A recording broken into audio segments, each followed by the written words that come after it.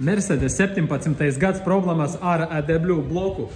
Dīzelītis, paskatāmies, ko rada diagnostika. 17. gads rāda mums diagnostika, zinēja, ka problēmas ar AdBlue sistēmu ejam iekšā SR sistēma, AdBlue sistēma has malfunction, vai prejudice, vai tank system too low.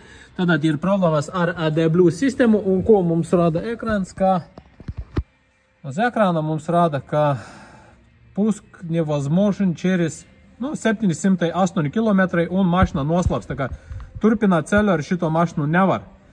Tūlītās visu sakārtosim, ņemam ārā vadības blokā, bez atvēršanas mēs viņu nolasam, pārprogrammējam, rakstam iekšā un failā pārtaisīšana, AdBlue atslēgšana neietekmēs tehniskas apskates iziešanu 2025. gadā, kā visiem tas ļoti tagad aktuāli.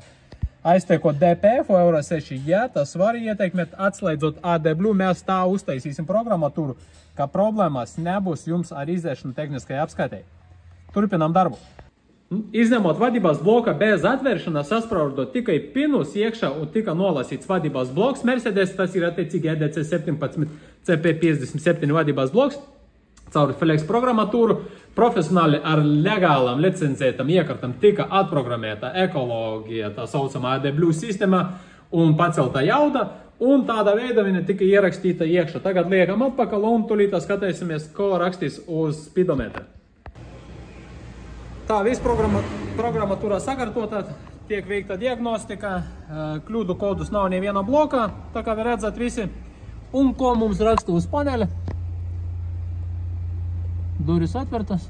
Un paziņojumu vairs nav, ka mašina apstāsies pēc tiem 700 km.